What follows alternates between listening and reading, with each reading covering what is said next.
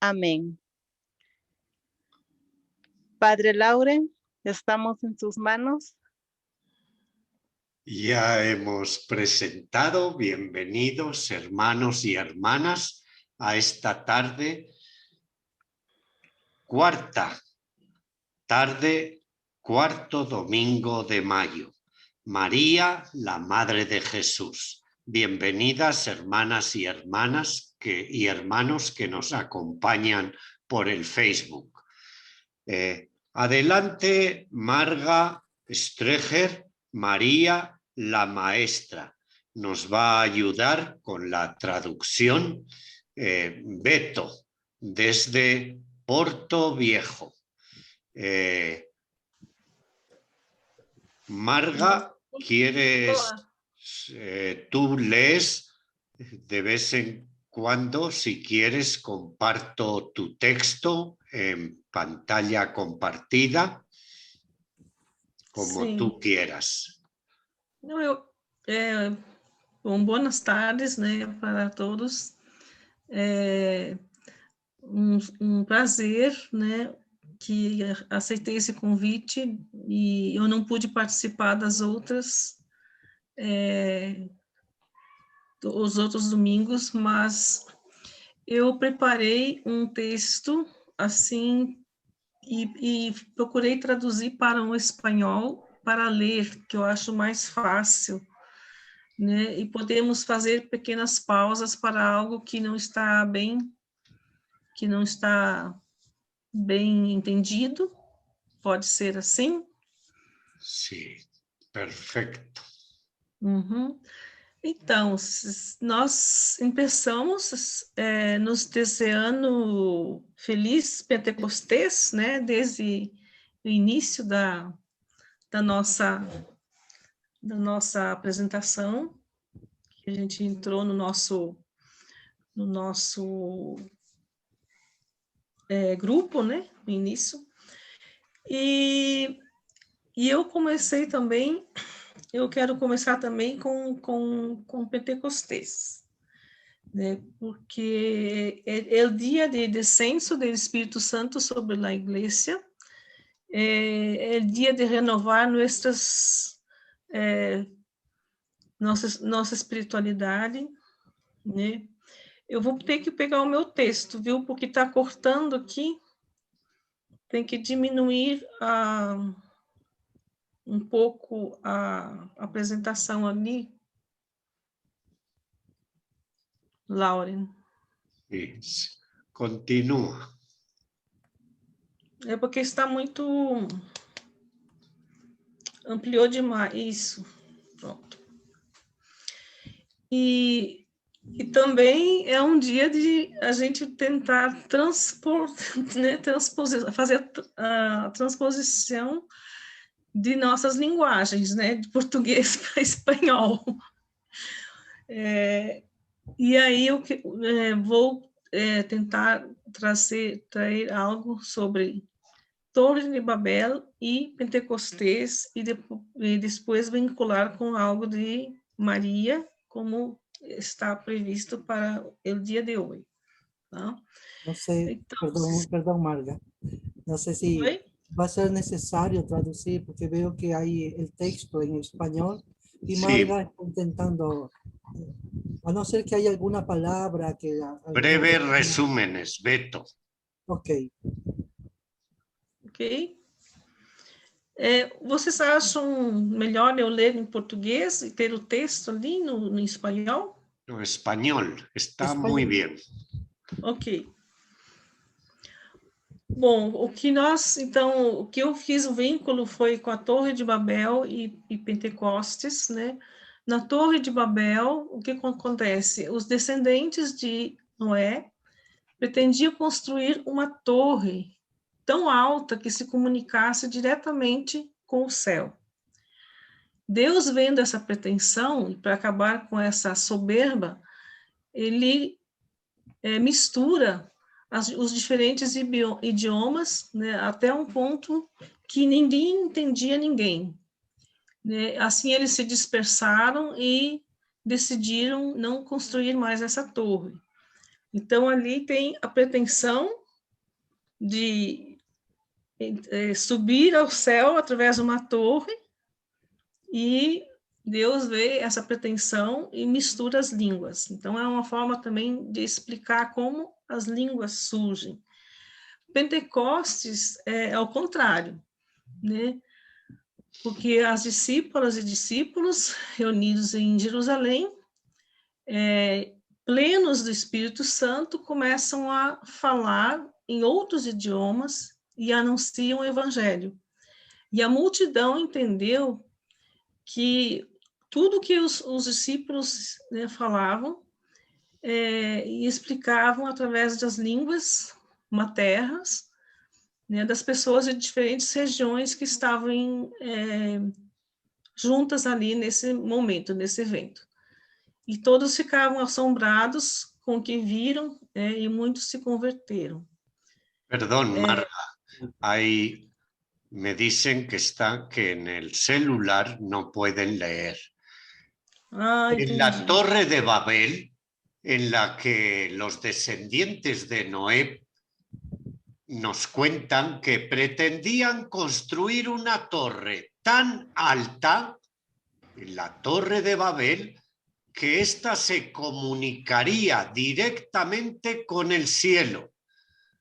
Dios vio esta pretensión de los hombres y para acabar con esta soberbia, mezcló en ellos diferentes idiomas, hasta tal punto que nadie entendía a nadie.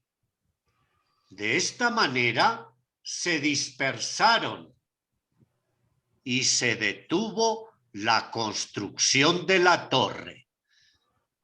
Pentecostés es todo lo contrario, porque las discípulas y discípulos reunidos en Jerusalén, llenos del Espíritu Santo, comienzan a hablar en otros idiomas y anuncian el Evangelio. La multitud entendió lo que hablaron los discípulos, ya que explicaron en lenguas maternas de personas de diferentes regiones.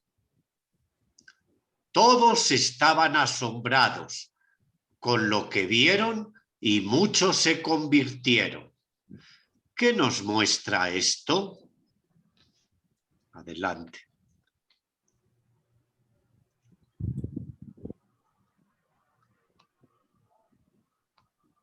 Marga. Sim. Adelante. Então, o que nos mostra isto? Que nosso lugar de missão e experiência de espiritualidade não está em uma esfera de glória superior, sino en el suelo de nuestra tierra, donde nuestros pies tocan la cruda realidad, en nuestra cultura, donde vivimos nuestras experiencias más profundas de lucha y fe y nuestras alegrías cotidianas. Es muy importante recordar esto cuando vivimos en una situación tão adversa como a pandemia e que afeta mais as pessoas mais vulneráveis do planeta. Espero que tenham entendido. Sim. Claro. Então, vamos, com isso, entrar no tema, né, da Maria Maestra, começando com Magnificat.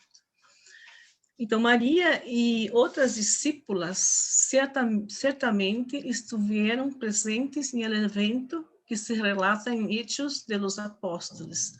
Además, sem as mulheres, não haveria Pentecostés, já que são elas que anunciam a Jesus ressuscitado.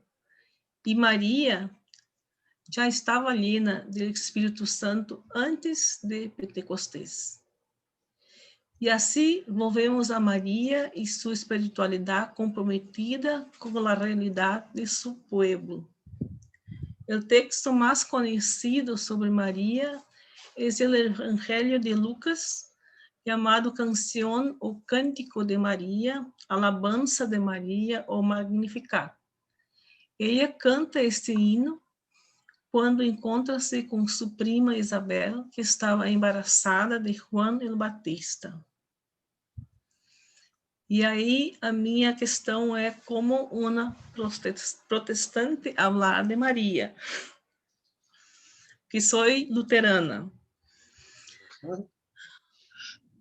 Uma protestante falando de Maria pode sonar estranho, sobretudo com tantas imagens já cristalizadas e de muitas vezes que escondem o rosto e o corpo de Maria e sua importância.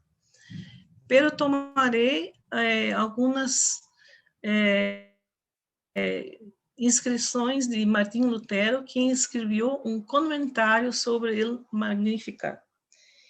E uma preliminar é que a intenção de Lutero, ao princípio, era ter um debate para discutir alguns pontos de vista teológicos e diferentes pontos de vista do mundo para uma renovação da Igreja. Não estava em seu horizonte uma ruptura com a Igreja cristiana da época, sino uma crítica às indulgências. Em 1520, foi acusado de heresia e deveria retractar-se, lo que não hizo. Em 1521, foi excomungado da Igreja. Pode passar.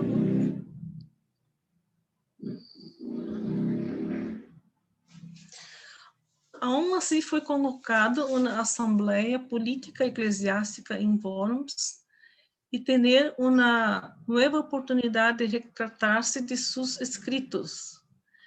Não lo hizo e dijo: "No me avergüenzo del Evangelio, que es poder de Dios para a salvação de todo aquele que crê."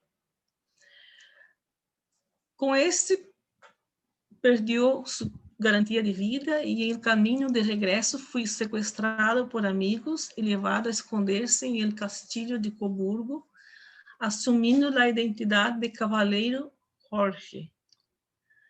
Ali, alejado de todas suas referências sociais, familiares e religiosas, em profunda soledade e isolamento, escreveu, em 1522, um comentário com o título Magnificat, onde señala a Maria como modelo de vida cristiana e exemplo da ação de Deus em la história. Lutero hace a leitura do texto a partir de sua experiência de múltiplas dificuldades, angústias e dúvidas sobre seu futuro, e se identifica com Maria. Hace el Magnificat, del Magnificat, uma leitura piadosa basada em alabança, mi alma magnífica, pero uma leitura bíblica desde a perspectiva da prática do Cristo e das responsabilidades sociais que tem o Evangelho. Lutero chama a Maria de Bendita Madre de Deus, la Dulce Madre de Cristo, Virgem Maria, Madre de Deus, Madre da Divina Graça. Para Lutero, lo más bello de la Bendita Madre de Dios, la humildad, la solitud y la confianza con que se deja guiar en el plan de salvación. Del mismo modo, afirma que os que governam devem seguir estas palavras do cântico, sobretudo porque devem aprender bem e ter em memória o cântico de Maria, porque devem estar ao serviço das pessoas que estão confiadas a los que exercem o poder.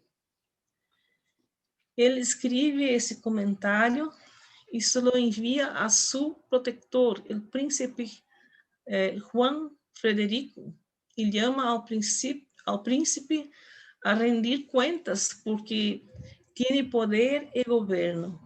Para Lutero, quem tem o poder deve ter o dobro de humildade, porque justo quando está frente a um povo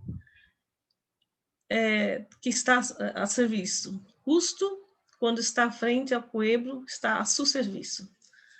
Lutero crê que é possível contribuir à realização do reino na terra como no céu.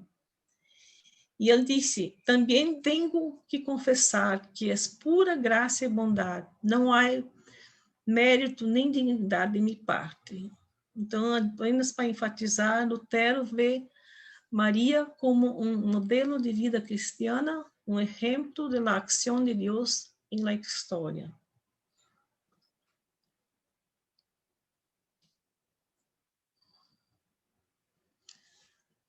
Quando Deus vuelve seu rosto hacia alguém, ali reina a graça pura e a bem-aventurança. Pero Maria não é uma mulher sumisa e dependente, sem opinião própria. Assumida a missão, incluso o risco, foi à casa de Isabel sem companhia para proteger-se a si mesma e ao filho que levava em seu ventre. Bom, uma pergunta, porque Lutero fala de aprender, e aprender implica em ensinar, em ensinança. Foi a ensinança uma atividade para mulheres na antiguidade? Ser maestra era uma atividade viável e possível na antiguidade. Temos diferentes exemplos de filósofos que ensinaram em las escolas filosóficas. Há textos de tradição bíblica e cristiana que informam que as mulheres actuaram na enseñança. Os Hechos de Pablo e Tecla relatam a fama de Tecla como virgem que curava e ensinava. Na própria Bíblia também há textos que prescrevem que as mulheres devem guardar silêncio e seguir a Maria em sua maternidade submissa, desinteressada e silenciosa, papel que ela nunca assumiu. Ao contrário, Maria não exercia sua maternidade na submissão e no silêncio, e teve autoridade e liderazgo no movimento cristiano e nas comunidades cristianas. Há um texto aclaratório que nos oferece uma imagem muito interessante do papel de Maria nas comunidades. E nos chamados apêndices de São Inácio, há 4 pequenas cartas. Uma supostamente enviada a Maria, chamada Christeferae, que significa portadora ou generadora de Cristo, e outra de Maria para Ignácio. Na primeira carta a Juan, Ignácio habla referente a Maria de um modo surpreendente. Apresúrate para venir, pois já que nós outros creemos que isso é oportuno, lamentamos profundamente tu tardança, fortalecendo-nos por tuas exortações e consolações. Se tua ausência fuera prolongada, desilusionará a muitos de nós outros. Também há muitas de nossas mulheres aqui que estão deseosas de ver Maria, lá de Jesus, e dia tras dia desejam escapar de nós outros para ir hasta onde tu e poder encontrar-se com ela e tocar seus peitos que nutriram ao Senhor Jesus e poder lhe perguntar junto a ela respeito de alguns assuntos mais secretos.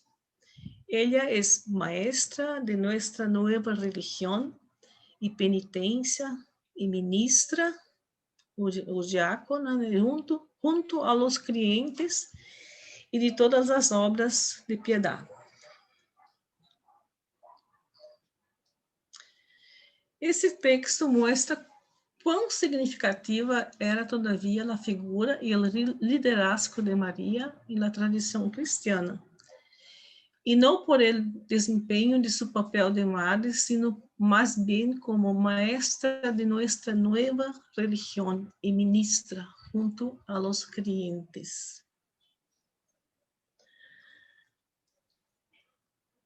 E agora nós perguntamos, e que aprendemos de nossa maestra Maria?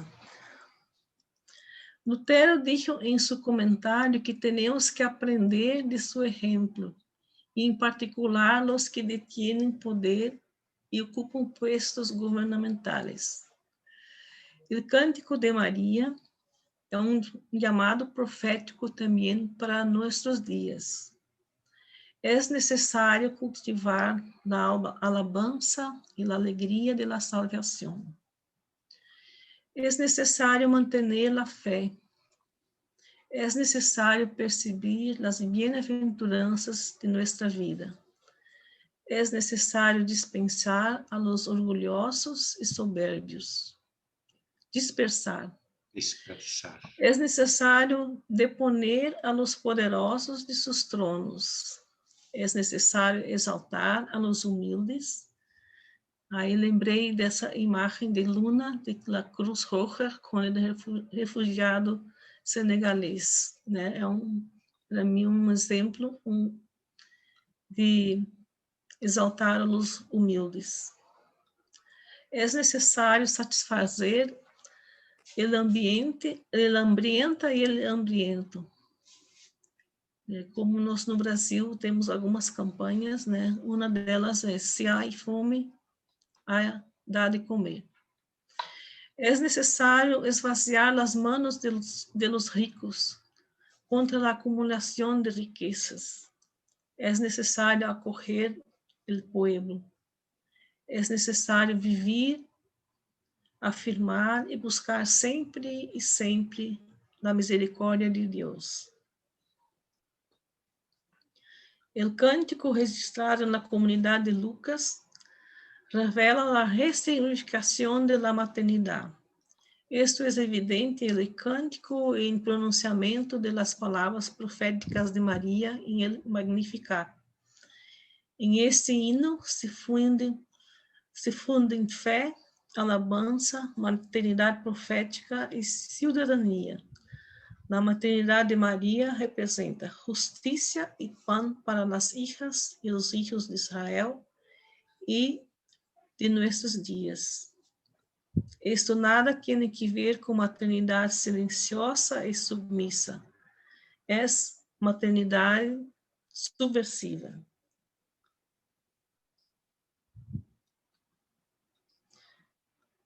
Viva Maria, la bem-aventurada.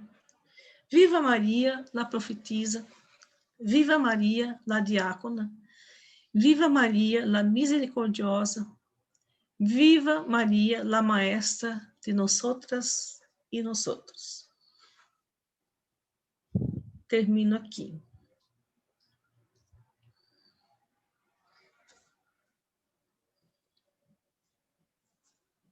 Obrigada. Espero que tenham entendido. Muy bien, Marga. Ahora sigue el texto en portugués. Não, mas não está completo. No, ya. Não, é só um rascunho. Un rasguño, ya. Me lo mandó poquito antes de su intervención. Ya voy a darme el tiempo, retocarlo, ponerlo clarito para mandar a todos. Adelante, Katy. Muy bien. Muchas gracias de mi parte, no me puedo contener. Me emocionó.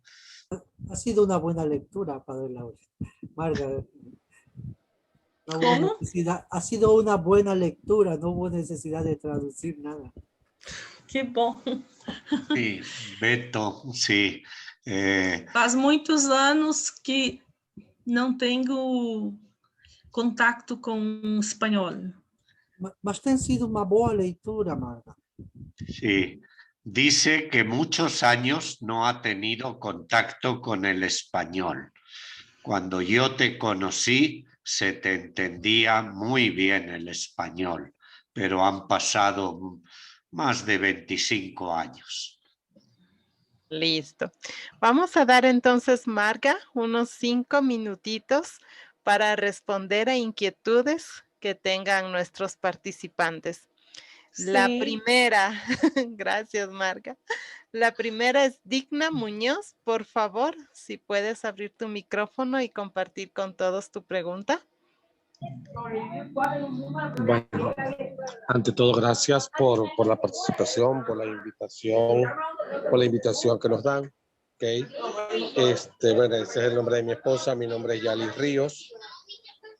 Y bueno, agradecido realmente por esta situación, por este compartir, por esta charla. Bueno, y pedirle al Padre Lauren y a ti y a todos, gracias por la participación, gracias por tomarme en cuenta, que Dios los bendiga y la Santísima Virgen los siga cubriendo con su manto, y espero seguir compartiendo con ustedes en todas las oportunidades posibles. Gracias. Gracias. Gracias. Listo, vamos a ver si alguien más se anima a hacer alguna pregunta. Ahora ya les he activado el chat, así que pueden hacerlo también por ese medio. Y si no, alzando la manito. Así que los veo, los miro. El que desee participar, por favor.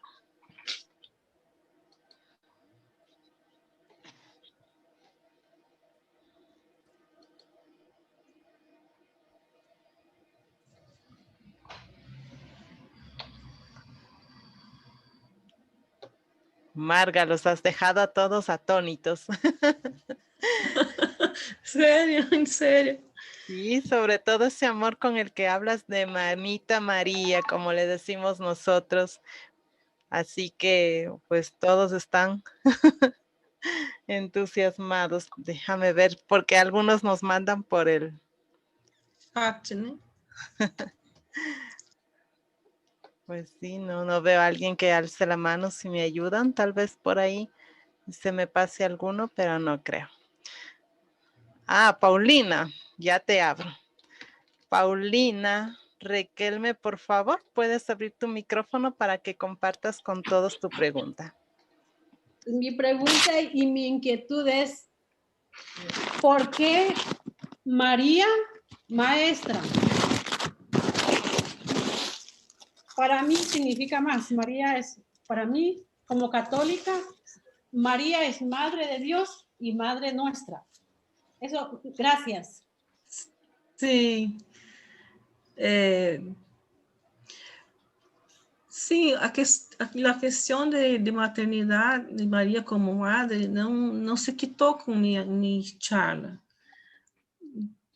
Pero eu queria dar um outro enfoque que não fosse somente na maternidade. He querido responder desde otra óptica y no apenas de la maternidad. Sim. Porque normalmente nós enfocamos Maria somente na maternidade e numa visão su maternidad. E numa visão de maternidade muito cheia de, como é que eu vou dizer, muito dentro de uma visão tradicional, como se Maria fosse uma mulher silenciosa, submissa, né? Podemos llegar a entender mal la maternidad de María como algo de mucha sumisión. Relacionamos generalmente la maternidad con pasividad, sumisión, tranquilidad. E eu quis mostrar que Maria, além de ser mãe de Jesus, né, dentro de uma visão bem católica, né, que a gente tem, nós também temos dentro do protestantismo, mas isso não está tão forte, né, a mãe de Jesus, mas a Maria era também uma liderança na comunidade. He querido compartir con ustedes una idea de María, sí, como Madre de Jesús, pero también que vaya más allá, que ella sea entendida como una líder de comunidades. ¿Y por qué no una intercesora? ¿Por qué María no, es intercesora? Porque esse não foi meu enfoque na minha fala. A gente pode, tem várias facetas de Maria que a gente pode explorar. A mãe de Deus, nossa mãe, intercessora, redentora, né? Quantas facetas que ela tem, muitas. Mas, nesse momento, eu quis enfatizar esse outro lado que pouco é falado, da Maria como líder, da Maria como uma mestre, como é dito lá no curso, no texto que eu citei, ela é mestra, maestra nuestra de la nueva religión, né? Como uma diácona, María, né? Como uma ministra da comunidade. De María podemos hablar y depende mucho del enfoque, ¿no? En esta ocasión, Marga ha querido enfocar a María como aquella mujer que es maestra, que es líder de una comunidad. Sí, recordemos que son 10 aspectos de María en este mes. No podemos repetir cada domingo María, la Madre de Jesús, es en general. Y son 10 subtemas. Un subtema, María Maestra, líder de la comunidad. Sí, entonces Marga, ella ya sabe, y todos nosotros, que María, Madre de Dios, pero ahora estamos mirando desde esa parte de María, la Maestra, ¿verdad? María, sí, la que nos enseña, María la misericordiosa. Eso no quiere decir que no sea Madre de Dios, ¿sí? Pero vamos a enfocarnos en María Maestra. Miriam, por favor, ¿puedes compartirnos tu pregunta? Miriam. Buenas tardes. Bueno, mi pregunta ya tiene parte de la respuesta. Pues también me llamó la atención, pues María es diácona porque pues ella siempre estuvo al servicio, y que es misericordiosa, pues es la madre que siempre, como el hijo, llena de misericordia, y María Maestra, pues lógico, todo ella lo que hace es enseñarnos. Me llamaba también la atención madre, porque para nosotros, antes que todo esto, fue madre. Y otra, un poquitico como explicar más, María la profetiza, porque pienso acá, esa profetiza es cuando, por ejemplo, en el Evangelio dice, en las bodas, hagan lo que él les diga, ella ya está profetizando ya a su hijo. Quisiera como una explicación un poquito más profunda sobre María profetiza. Gracias. Sim. Bom, a Maria profetiza no próprio cântico, né? Quando ela chega na casa de Isabel, ela não vai lá por acaso. Ela já sabe, ela já recebeu, já sabe que vai nascer o João Batista, e ela também vai para lá porque naquele contexto uma mulher está grávida sem estar casada corria risco. Então ela foi também buscar proteção para ela e para o filho na casa de Isabel. E ela sente Jesus mexer quando chega lá, porque ela sabe que João Batista tem um papel profético importante. E quando é colocado esse cântico de Maria, de cântico Magnificat, como um cântico da Maria, e o que está dito nesse cântico tem toda uma conotação, um conteúdo profético, né? Porque quando ela pede que se exaltem os humildes, né? Que se destronem os poderosos, né? Que os ricos, que os famintos não fiquem com fome, e que os ricos saiam de mãos vazias. é paralelo muito próximo da tradição profética do Antigo Testamento. Beto. María, al visitar a su prima Isabel, ya está profetizando también. Ella sabe que Juan el Bautista va a nacer, va hasta donde su prima Isabel, pero también sabe que tiene que cuidarse. El cántico es un cántico de mucha profecía. Exaltar especialmente a los humildes, exaltar a los pobres. Muestra en la Virgen María, muestra en María ese sentido profético de su boca y de parte de ella. Ella llena del Espíritu de Dios. Gracias, Marga. María como profeta, ¿verdad? La que tiene un vínculo estrecho con Papito Dios, pero la que conoce también a profundidad la comunidad de Soledad, autoridad para ser profetisa. Vamos, Alba.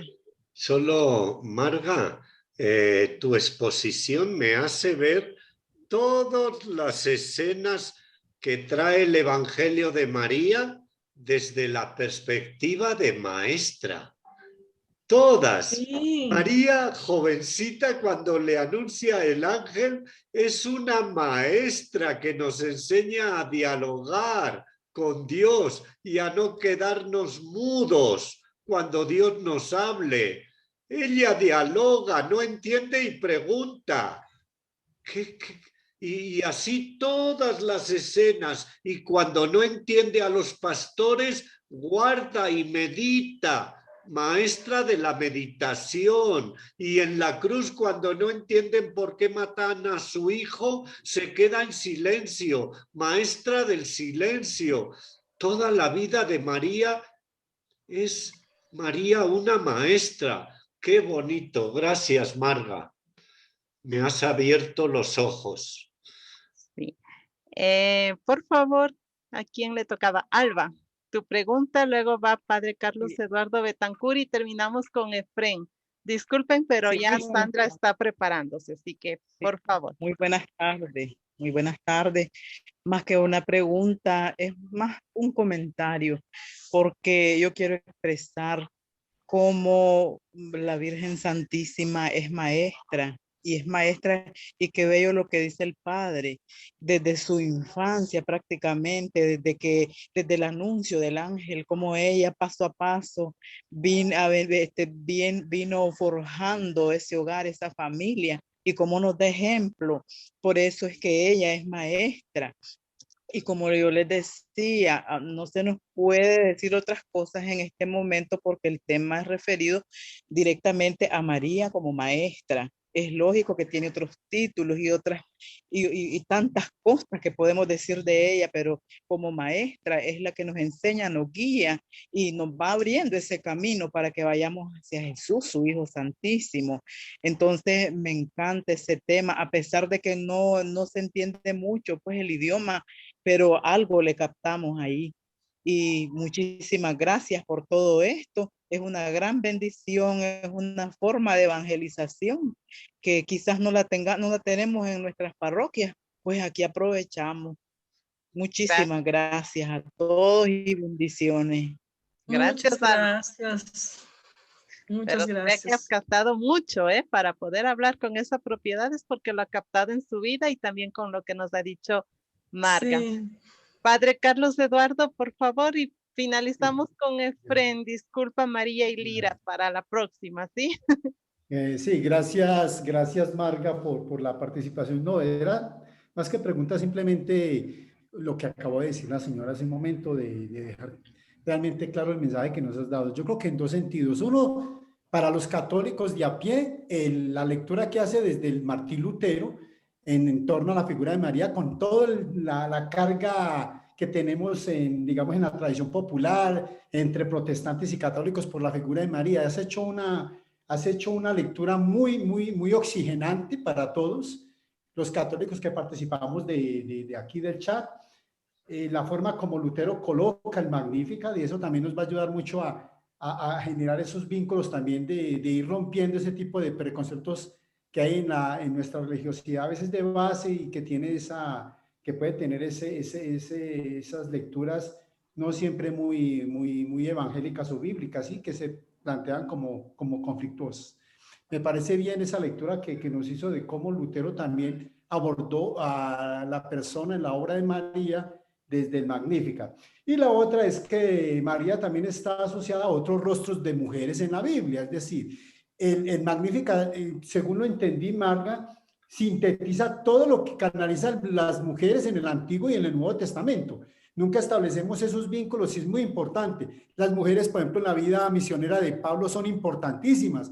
En las primeras comunidades cristianas están ahí haciendo posible la misión, y en el Antiguo Testamento viene también una corriente profética que alimenta ese cántico del Magnífica que está en boca de María. Es decir, María va mucho más allá que la simple piedad por ella y todo lo que significa para el católico como Madre de Dios. Yo creo que nos enriqueció mucho esa contribución, y qué bueno asociarla con esos rostros de María de la Biblia. Es decir, eso nos va a ayudar mucho a abrir el horizonte de comprensión del lugar que ocupa María como misionera, como profeta, como catequista, como animadora de la comunidad hoy en Pentecostés, por ejemplo. En fin, eso nos va a ayudar. Es simplemente ese comentario, Marga, que es para reforzar lo que ya tú dijiste y lo que dijo la señora hace un momentico. Gracias.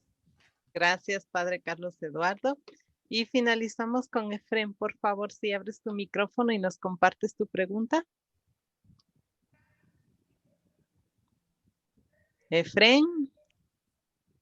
Muy bien. Não tenho nada a comentar, né, sobre o que ele colocou, né, eu entendi que foi mais um comentário mesmo, né, um resumo, na verdade, do que nós conversamos, né, agora. Sí. Efren, se fue Efren. Víctor vai traduzir? Que no había nada más para comentar, puesto que apenas lo que el padre hizo ha sido un comentario que llega a complementar todo aquello que ya fue explicado y expuesto. Listo. Vamos entonces a darle 1000 disculpas a María, a Pablo Barragán. Vamos a darle el espacio a Sandra Mancilla, sin antes decirle a Marga que Dios le pague, quede en nuestros corazones esta dimensión de María como la maestra que es para todos nosotros, la Madre de Dios, pero la gran maestra, la que nos enseña a estar al servicio, a ser subversivos de alguna u otra manera y no estar pasivos, ¿no? Sí. Muchas gracias, Marga. Muito obrigada. Gracias. Vamos escuchar a Nancy agora. Sí, ahora vamos a escuchar a otra mujer muy valiosa. Viene ella desde Argentina. Sandrita, ¿estás con nosotros ya? Sí, sí. A ver si voy a poner un micrófono. Un segundo acá. Bueno, ¿escucha? Sí, Sandrita.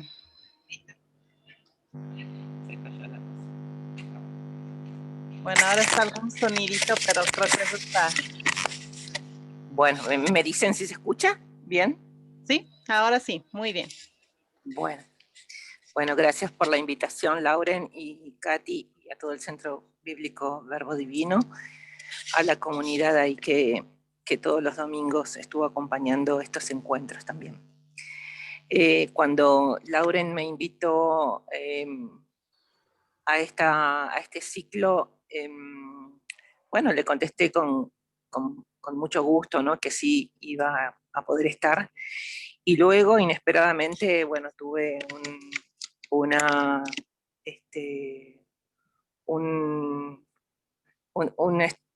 a ver cómo sería, como un shock de estrés, ¿no?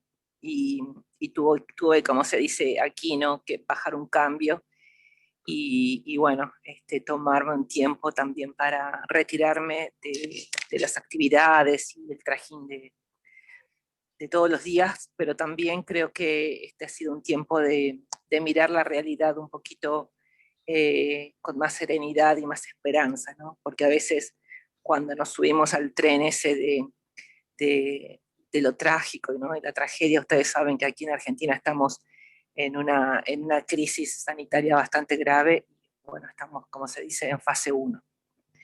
Así que este tiempo así, ¿no? Como de contemplar, ¿no? Desde otros lugares lo que está pasando y mi trabajo, ¿no? Que es el estudio y la reflexión, la escritura también.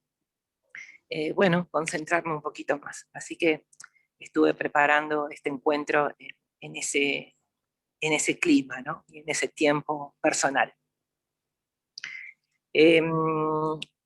Así que, bueno, les voy a compartir algo que con mi comunidad, yo pertenezco a una comunidad que aquí trabajamos, que somos compañeros de muchos años, ¿no? De haciendo teología desde los lugares de la educación popular y desde la pastoral y la lectura popular de la Biblia, en esta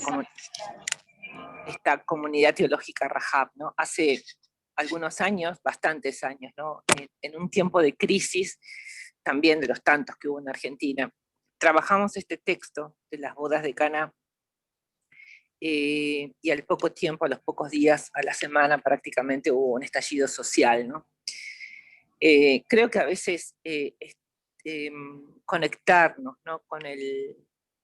con el trasfondo, con las raíces, ¿no? De los textos bíblicos, con esos personajes, con esas acciones, ¿no? Lo que nos muestra el texto bíblico en cuanto al sentir de los personajes, ¿no? Conectarnos desde las emociones, desde el sentipensar, como se dice, ¿no? Nos prepara también para vivir los tiempos que nos tocan vivir en cada contexto. Entonces, bueno, así fue que preparé este material que les voy a compartir ahora. Quisiera también, antes quizá, también, y como cortina musical si quieren, a ver si podemos, quisiera que escuchen una canción, ¿no? Que también a mí me acompaña en este tiempo. A ver, hasta ahora se escucha bien, ¿no? Muy bien, hasta ahora. Bueno, voy a cortar acá. Y voy a poner una canción para que puedan. Porque sabemos que el Evangelio de Juan no tiene última cena, ni institución de la Eucaristía, ¿no? Entonces, justamente la semana pasada surgía esta pregunta, ¿no? De cómo pensar a María vinculada a la Eucaristía. Yo creo que este texto nos ayuda en esta provocación. Entonces, vamos al texto. Pasamos la diapositiva, Lauren. Sí. El texto, como ustedes saben, tiene una estructura y una estructura que cuando uno la va a estudiar requiere de mucha observación, ¿no? Hay en Juan mismo, ¿no? En el Apocalipsis, que es una visión, ¿no? Es un relato, una narración de una visión, creo que es gráfico, ¿no? Para hablar de este tipo a veces de esfuerzos que nos requiere el estudio, ¿no? De observar los movimientos más pequeños, ¿no? Y los detalles mínimos que tiene un texto. Que en este caso dice así el texto. 3 días después se celebraba una boda en Caná de Galilea, y estaba allí la madre de Jesús. Fue también invitado a la boda Jesús con sus discípulos. Y como faltara vino, porque se había acabado el vino de la boda, dice a Jesús su madre: ¿no tienen vino? Jesús le responde: ¿qué tengo yo contigo, mujer? Todavía no ha llegado mi hora. Dice su madre a los sirvientes: lo que él les diga, háganlo. Había allí 6 tinajas de piedra puestas para la purificación de los judíos, de 2 a 3 medidas cada una. Les dice Jesús: llenen las tinajas de agua. Y las llenaron hasta arriba. Les dice: saquen ahora un poco y llévenle al maestresala. Ellos llevaron. Cuando el maestresala probó el agua convertida en vino, como ignoraba de dónde era, los sirvientes que habían sacado el agua sí que lo sabían, llama al maestresala al novio y le dice: todos sirven primero el vino bueno, y cuando ya están bebidos, el inferior. Pero tú has guardado el vino bueno hasta ahora. Así, en Caná de Galilea, Jesús comenzó sus señales y manifestó su gloria, y creyeron en él sus discípulos. Después bajó a Cafarnaúm con su madre y sus hermanos y sus discípulos, pero no se quedaron allí muchos días. Bueno, esta unidad literaria, ¿no? Este pequeño relato, tiene una estructura muy bella, muy al estilo de Juan también, ¿no? Que remarca ahí lo que quiere que descubramos, ¿no? Y lo repite, lo hace repitiéndolo. Aquí hay palabras que se repiten mucho, ¿no? La palabra vino está repetida 5 veces, ¿no? 3 en la primera parte, 1 en el centro y luego 2 que repican las del inicio. El nombre también del lugar donde ocurre esto está repetido al principio y al final, ¿no? Como puerta de entrada y puerta de salida, ¿no? El texto nos invita como a hacer justamente, ¿no? Ese movimiento de entrar a un lugar como quien entra a una habitación, ¿no? Y mira los elementos, así como está decorado, cómo están los detalles que hay, ¿no? Y también así el camino de salida. Y en este recorrido hay entonces personajes, lugares, elementos, y hay una transformación también, ¿no? Hay un gran cambio. Un cambio que también se refiere a acciones, ¿no? Y las acciones en un texto están reflejadas en los verbos. Así que también en este texto, además de elementos, personajes, ¿no? Hay mucha acción, porque hay muchos verbos, ¿no? Y hay diálogo también. Aquí a María la escuchamos decir y hablar con Jesús, ¿no? Y también con los ayudantes ahí. Es una María que está muy a la altura, ¿no? de la comunicación, ¿no? con quien tenga que ser, ¿no? Tanto su hijo, que en este caso va a ser el centro del relato, como también otros personajes, ¿no? Y aún así también el final nos muestra que ella hace parte también de una comunidad que va con Jesús, ¿no? Que la forman sus hermanos y sus discípulos. Los discípulos también están nombrados arriba y abajo, ¿no? Al final. Y parece también en parte que también tienen que ver con la transformación que ocurre en este relato, ¿no? Porque dice que entonces sus discípulos creyeron en él. Y si ordenamos todo eso, más o menos aquí nos queda esta estructura, ¿no? Como de movimientos concéntricos, ¿no? Como son las ondas, ¿no? Cuando uno tira una piedra en el agua, ¿no? Y se forman las ondas, ahí queda la piedrita hundiéndose. Bueno, aquí en el centro nos queda esta acción, ¿no? Que está en el recuadrito que dice X, ¿no? Y que es el centro, ¿no? Dice, cuando el maestresala probó el agua convertida en vino, hacia esto nos lleva Juan, ¿no? A ver esta transformación. Bueno, este es el texto, y vamos a hacer ahora un recorrido que yo les decía, ¿no? que hicimos con mi comunidad y con un grupo también muy grande de aquel tiempo, en 4 momentos, ¿no? Pasamos la diapositiva, Laura. Vamos a avanzar. Un primer momento, voy a enchufar porque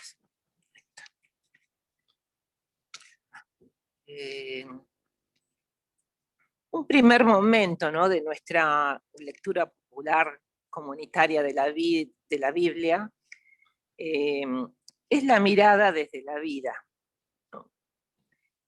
Así comienza el texto, y así también comienza, digamos, ¿no? Nuestro proceso de lectura grupal, comunitaria, ¿no? En este en esta preocupación o en este problema que María le lleva a Jesús, que les dice, no tienen vino. Yo descubrí acá, ¿no?, como un primer momento, una primer estación del texto, ¿no? Porque no sabemos qué va a pasar después, no sabemos qué va a hacer Jesús, ¿no?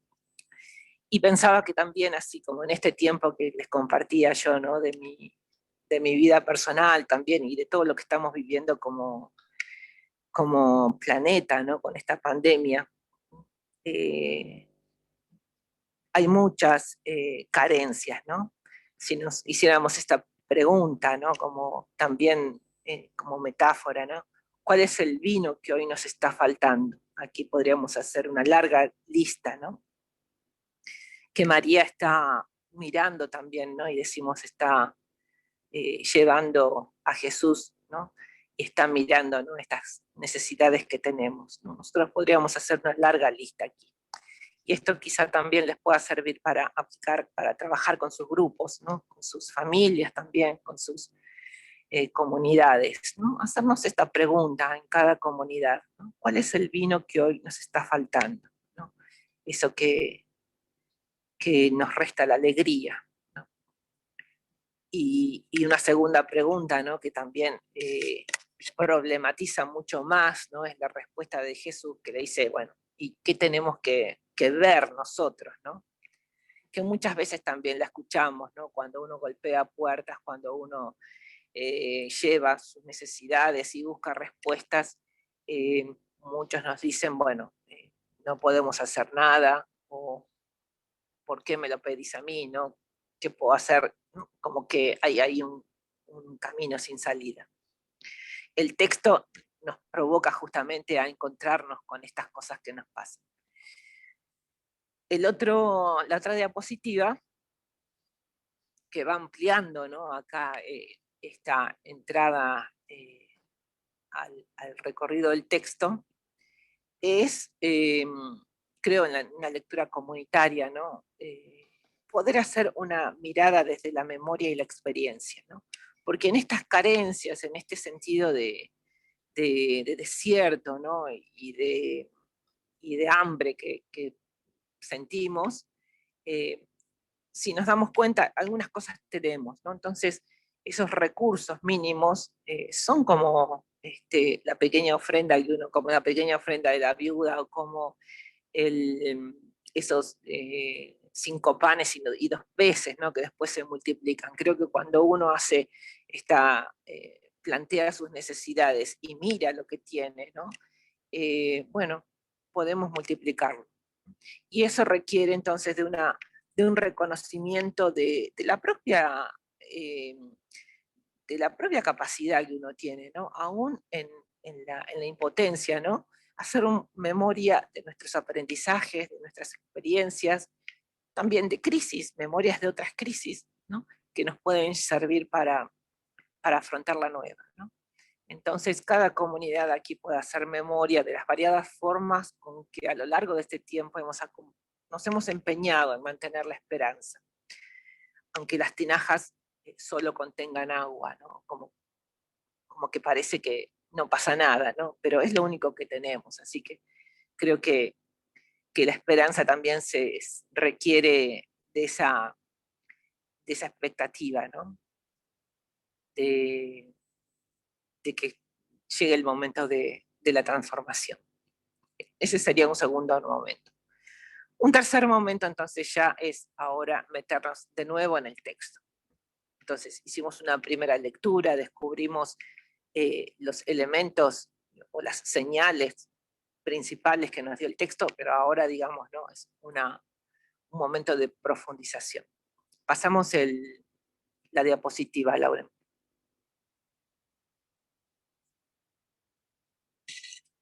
Ahí está.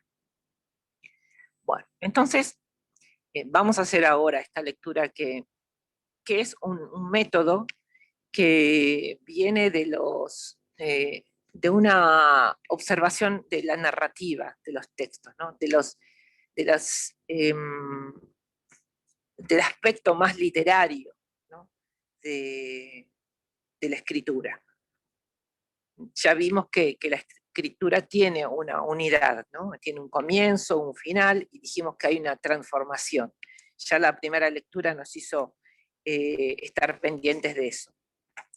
Tengo acá un libro que se los recomiendo, es de la colección de textos de cuadernos bíblicos, el número 98, que hay una metodología de análisis de textos, ¿no? con estos métodos de la narratología.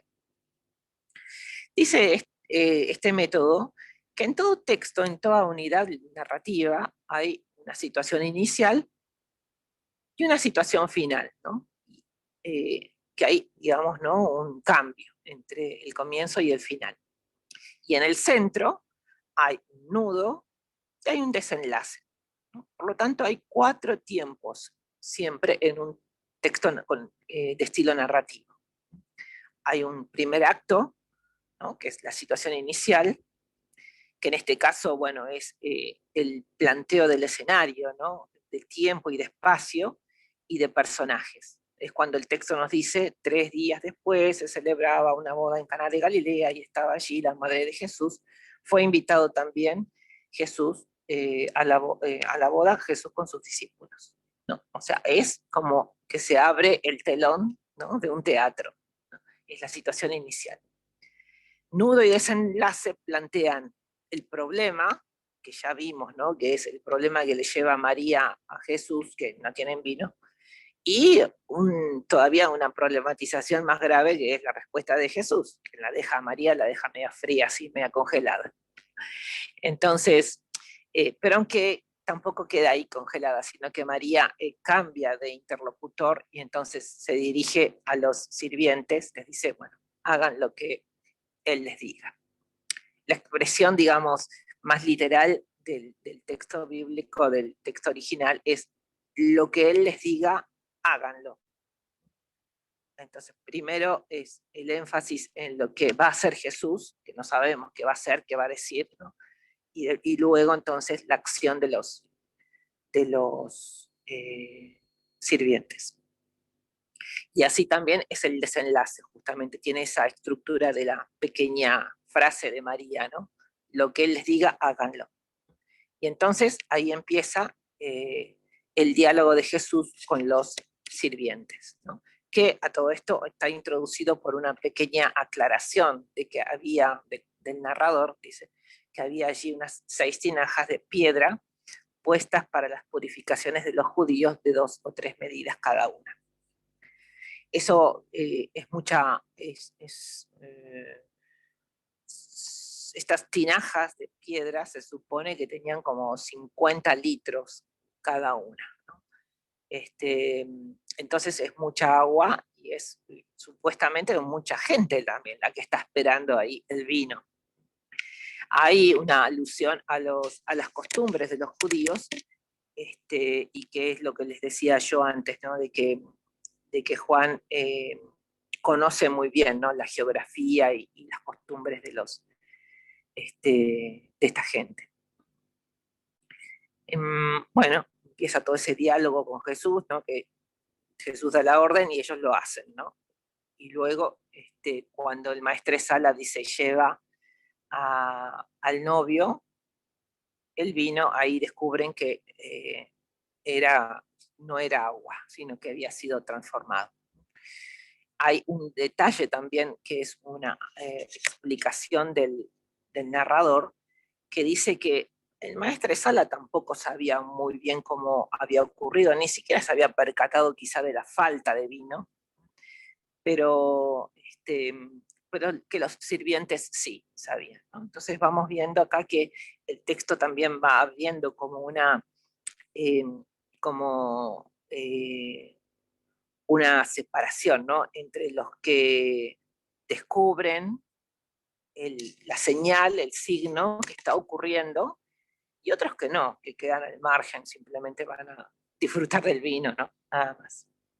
Entonces de un lado vamos a estar con María, con los sirvientes y los discípulos, ¿no? Y bueno, y la situación final, que es el acto 4, que es la salida del texto, ¿no? Nuevamente, datos de la geografía y cómo prosigue la historia. Algo que es bueno que también sepamos es que estos personajes que vamos a ir descubriendo, Jesús, María, ya los conocemos, los discípulos también, pero, por ejemplo, es importante en este desenlace la actividad de los servidores.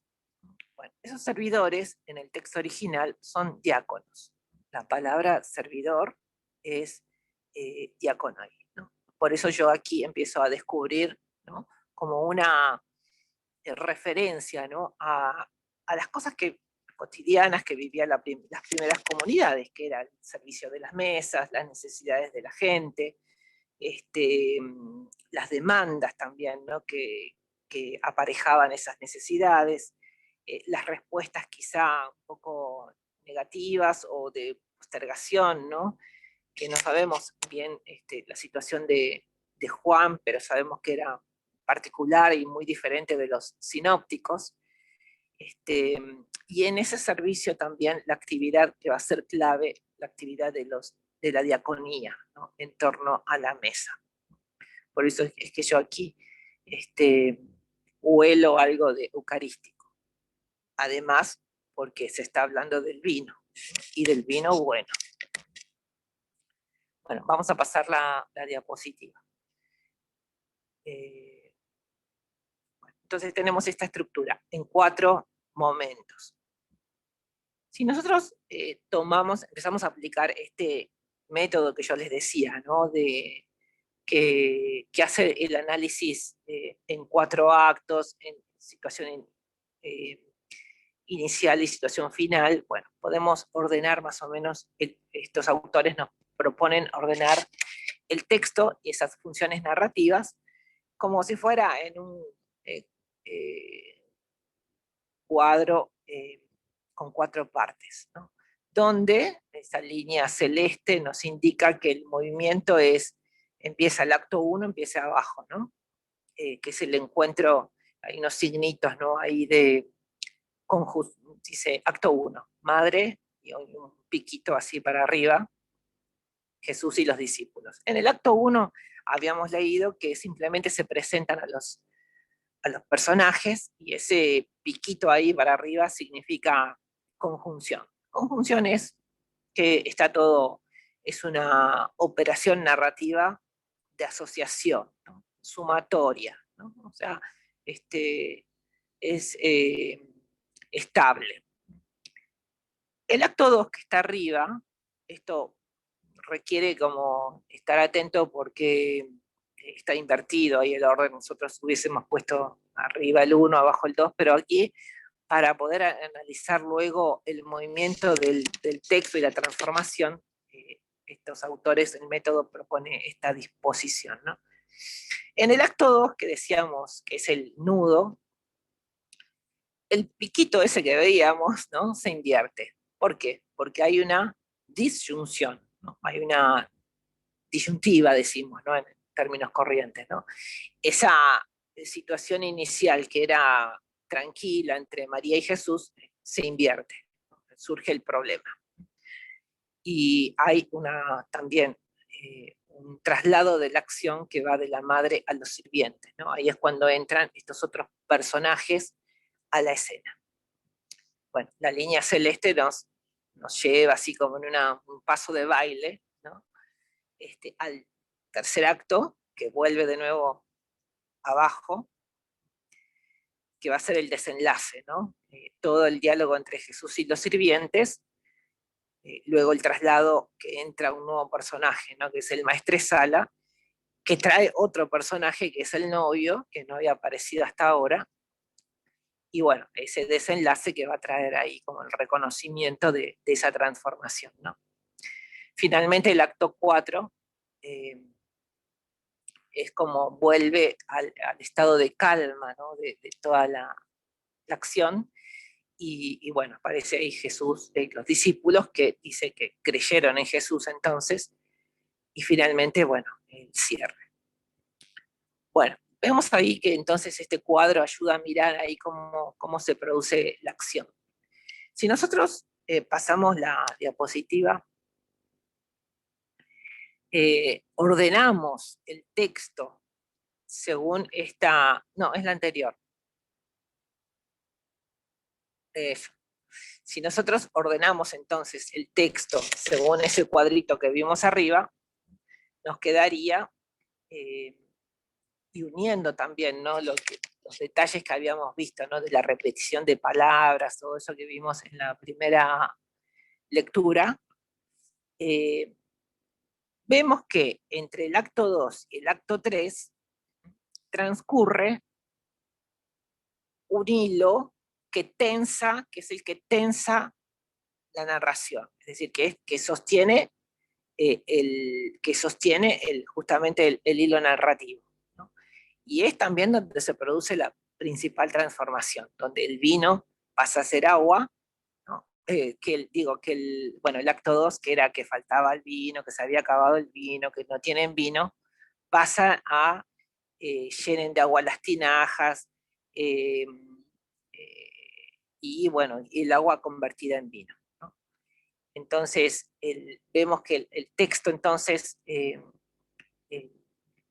este movimiento es el que le da el sentido, el que hace, dicen decimos, ¿no?, también, ¿no?, los biblistas, que nos muestra cómo el texto dice lo que dice.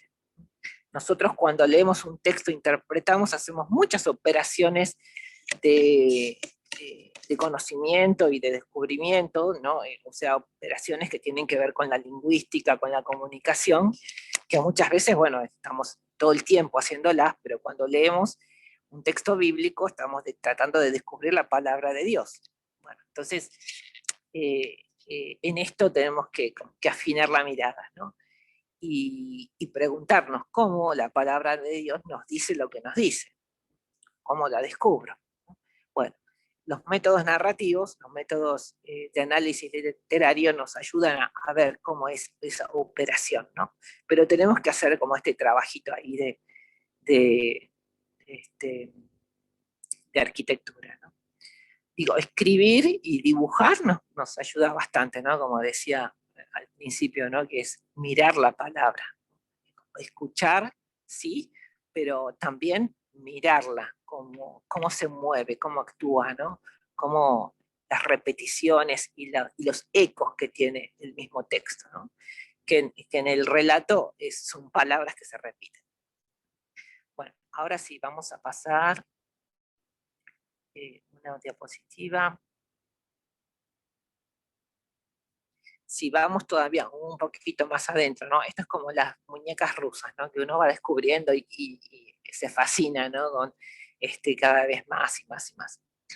Bueno, esos cuatro momentos, esos 4 actos que habíamos descubierto en el anterior, que ya vemos que el acto 2 y el 3 son como el centro, si los miramos, cada uno, ¿no?, en un paso a paso, ¿no? El acto 1 también lo podríamos dividir en 4 momentos, y también tienen su pequeño hilo tensor, ¿no? Lo mismo el acto 2, que tiene también tensiones y oposiciones, ¿no? Las flechitas azules nos muestran, ¿no?, esas tensiones, y que a veces también son oposiciones, ¿no? La oposición que refleja la transformación. Por ejemplo, en el acto 2 aquí, ¿no?, cuando la madre le dice no tienen vino, tiene una oposición justamente con la respuesta de Jesús, que también es negativa, ¿no? Pasamos la diapositiva, esto es simplemente pasamos el acto 3, lo mismo, pero con más densidad, ¿no?, y el acto 4 también. El acto 2 y 3, que después yo les voy a dejar acá este PowerPoint para que lo vean bien.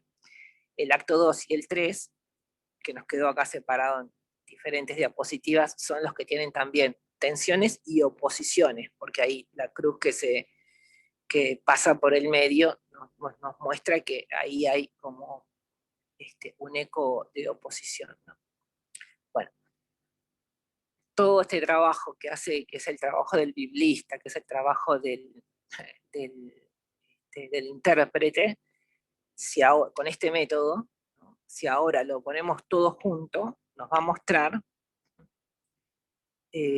ahí, sí, la de color, cómo esos 4 actos, cada uno con sus 4 momentos también, nos muestra en el eje, acá yo lo tengo rosa, bueno, ahí sale naranja, pero de color que va en diagonal, ¿no? Que empieza con la disyunción, ¿no? El acto 2, que era el planteo de María que no tienen vino, la respuesta de Jesús, que también está dentro del problema, que es que yo no tengo nada que hacer, sería, no es mi boda, podría ser también, no ha llegado mi hora. En el otro plano empieza con la acción de Jesús de solución, ¿no? De llenar las tinajas y luego transformar, ¿no? El agua en vino. Finalmente, ese eje termina con la constatación entonces de que del maestresala y del novio, que entonces hay un vino bueno, un mejor vino. Y también, como en un segundo eje de sentido, vemos que transcurre la otra diagonal, ¿no? Que era la de los discípulos, ¿no? Que también es importante porque el texto concluye que entonces, y creyeron en él sus discípulos. Se complementan, ¿no? Ambos hilos, porque no hay uno sin el otro, no hay fe sin signo, y el signo requiere, ¿no? De un reconocimiento. Entonces, esto es como la lógica, podríamos decir, del autor, del escritor, que ha hecho una gran obra, es una obra de arte prácticamente, ¿no? Literaria, y que es como, contemplarla es como un disfrute, ¿no? Que podemos hacer del texto. Bueno, hasta ahí entonces un análisis, les decía, ¿no? Literario.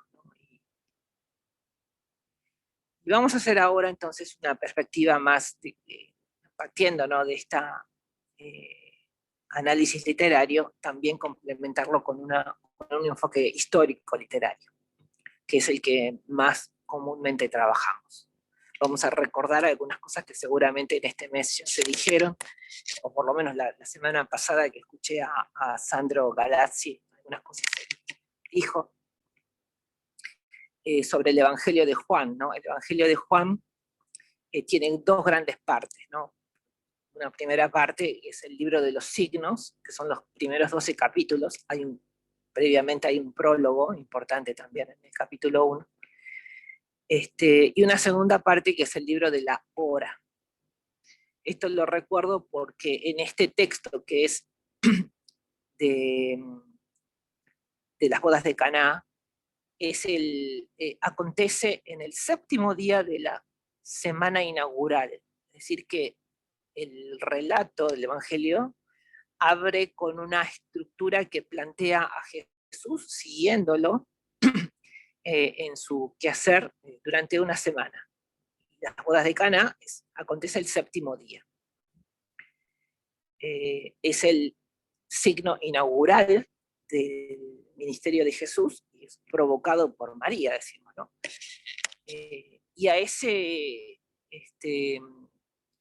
apertura siguen 6 signos más. En total son 7 signos.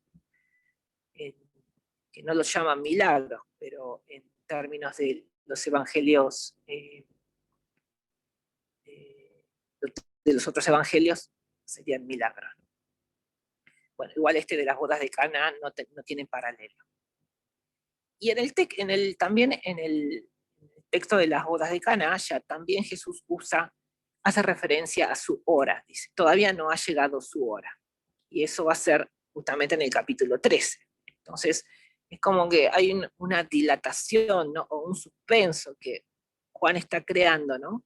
está generando en el lector y que está alimentado primero con estos signos que van abriendo como las capas, ¿no? de algo que se está revelando. Bueno, que finalmente va a ser la revelación del momento de la muerte de Jesús. Bueno, vamos a pasar a otra diapositiva. Vamos a ir un poquito más rápido. Como dije, ¿no? En la hora del Hijo acontece en su muerte. Y en esa hora acontece también la concreción, ¿no? de esta alianza del Mesías con su pueblo. El texto de las bodas de Cana también está muy cerca de una fiesta que es la primera Pascua en el Evangelio de Juan, que tiene transcurre, digamos, en 3 ciclos de Pascua, bueno, y que la tercera Pascua es justamente la Pascua del Mesías, que todas tienen que ver entonces con esta clave también del Mesías glorificado, ¿no? En la alianza con su pueblo. Y en eso, digamos, ¿no? También Jesús va formando su comunidad. Una comunidad en la cual entonces no hay institución eucarística, porque justamente cuando llega el momento de su muerte, cuando el capítulo 13 dice, habiendo llegado su hora, habiendo amado a los que estaban en el mundo, los salvó hasta el fin, ¿no? Es la comunidad. No hay entonces institución de la Eucaristía, no hay institución del sacerdocio, sino que hay Jesús y su comunidad. Una comunidad que se caracteriza por la fe en el Hijo, por haberlo seguido hasta el final, por el servicio al hermano, que es el lavatorio de los pies, por el perdón y la misericordia, ¿no? También. Esta es la comunidad de Juan, entonces, que no creo que Juan haya pasado por alto, ¿no? Si hubiese sido importante el hecho de la cena, ¿no? Del pan y el vino, ¿no? Jesús compartiendo la copa y compartiendo el pan, pero elige otros modos y tendrá sus motivos también, ¿no? Entonces el centro es la comunidad, ¿no? Que es la comunidad, como se dice, del discípulo amado, fundada en esta alianza del amor, y en la cual las mujeres también llegan a esta instancia, ¿no? final, donde reaparece justamente la madre en el momento de la cruz, pero que hubo otras también que estuvieron a lo largo del Evangelio, que fueron la samaritana, la adúltera perdonada, Marta y María, que eran amigas, ¿no? de Jesús y hermanas, María Magdalena, que también era testigo de la resurrección, ¿no? Bueno, esta es la comunidad formada por los que creen en su palabra y la cumplen, ¿no? Que también es la estructura del evangelio, del texto de Caná, ¿no? Que es creer en el signo. Todo el evangelio entonces nos damos cuenta que tiene esta pedagogía de seguimiento y en esta clave, ¿no? Que es la del amor puesto en práctica, el amor eficaz, diría Camilo Torres, el testimonio en acción, el ver para creer, y también el creer para ver, al revés. Pasamos esa. También decíamos, ¿no? Esta obra está atravesada por una disputa antijudía, o sea, Juan conoce muy bien las aristas, ¿no? de ese mundo, es muy conocedor de las fiestas, y muchas veces se habla también del Evangelio de Juan como muy irónico, ¿no? Porque ¿cómo va a haber una fiesta sin vino? ¿No? O en otros signos que vienen después, ¿no? Un funcionario real, que es el segundo signo del Evangelio, que no tiene poder porque su hijo se muere y tiene que ir a buscar a Jesús, ¿no? O una piscina de curaciones, pero donde los enfermos no podían llegar, ¿no? Que es el otro signo, el tercer signo, ¿no? De la piscina de Betsaida. Paradojas así, ¿no? Donde quizá, bueno, Juan, decimos, muestra irónicamente la ineficacia del judaísmo, ¿no? Otra también, que es la del la multiplicación de los panes, que con la pequeña ofrenda de un niño, ¿no?, de 5 panes y 2 peces, se alimenta a 5.000. Bueno, estas cosas, todo esto que tiene que ver con las generalidades, ¿no?, del Evangelio, pero si volvemos particularmente a Juan 2, decimos, es el primer signo. Entonces nos va a traer como si fuera una semillita, ¿no? Todo lo que después se despliega cuando la semilla brota, ¿no? Esto trae en chiquitito, ya anticipa cómo es la lógica de esto del signo y la respuesta, que es la fe, ¿no? Y que implica muchas acciones, ¿no? Sucede en el séptimo día, lo dijimos, y en Juan 2 también decimos, bueno, Juan presentó, en el capítulo 1 presentó a Jesús, bueno, ahora la presenta a María. María es prácticamente, también Juan el Bautista está en el medio ahí, pero es la segunda gran personaje, gran protagonista, ¿no?, de este evangelio. María es presentada no de modo secundario, sino que es una protagonista, ¿no?, porque ella ya pertenece a la boda, estaba de allí desde antes. Y en términos de esta lógica que nos trae Juan, si pasamos, ella conoce la trastienda de la boda, ella lleva el timing, ¿no?, se anticipa a los tiempos de la fiesta, está atenta, y por el modo que tiene de hablar con Jesús, vemos que ella ya es discípula, ¿no? Ella acude a Jesús porque ya cree en él. La madre, entonces, es por eso que desencadena la actividad en Jesús, y que creo que también es una forma de decir, ¿no?, Juan, que ella es un acto de nacimiento, ¿no?, de gestación y parición, decimos, ¿no? Ella lo pare también, ¿no?, a Jesús como Mesías en esta fiesta, ¿no? Bueno, pasamos y decimos, bueno, el centro de Jesús, el vino nuevo, los diáconos están ahí también, ya lo dijimos, Eucaristía, coinonía y diaconía van juntos. Esto es propio de las estructuras del cristianismo primitivo, no pueden existir uno sin otro. Y es esto lo que vemos en acción en este relato, ¿no? La mesa va unida al servicio y a la comunidad, ¿no? Todo va junto. Y acá a María la vemos organizando justamente todo eso, ¿no? Para devolver la alegría a la fiesta.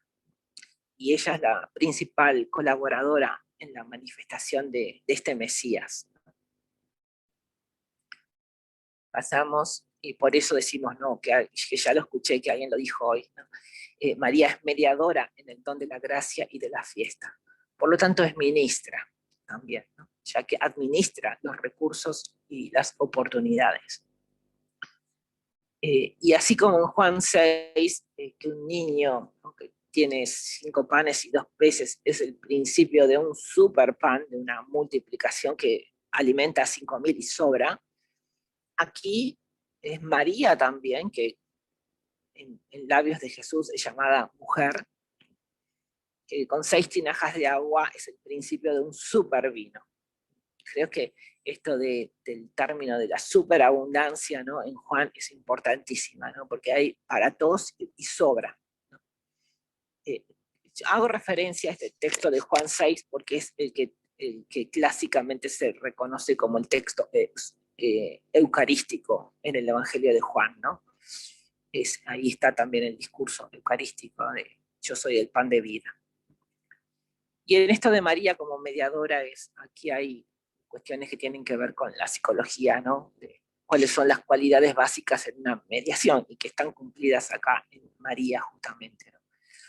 No juzgar, escuchar activamente, respetar la confidencialidad, no dar soluciones, ¿no?, y saber parafrasear. Bueno, esto para los educadores es importante, ¿no? reconocer esto en María. Quizás sea como acá simplemente les dejo esta inquietud que leí también en algunos autores, que entonces podría haber una connotación de que Jesús está siendo presentado como el novio. Porque si nos preguntáramos, bueno, ¿por qué María se dirige a Jesús? ¿No? Que Jesús dice, no, no es mi hora, o podría decir, no es mi boda, ¿no? Pero hay como una insinuación de que el centro de esta boda es Jesús y que podría ser como el novio que trae justamente el vino bueno. Estos autores que indagan estas pistas, podríamos decir, ¿no? Ven que en varios relatos también Juan habla de Jesús como el novio, ¿no? Cuando habla con la samaritana, justamente el pozo es un escenario típico de matrimonio o de noviazgo, ¿no? Donde se han conocido muchas parejas famosas de la Biblia, del Antiguo Testamento sobre todo, ¿no? Bueno, no casualmente ahí está el encuentro con la samaritana. Bueno, hay otros, ¿no? Que los dejo ahí como que para que ustedes puedan rastrear eso.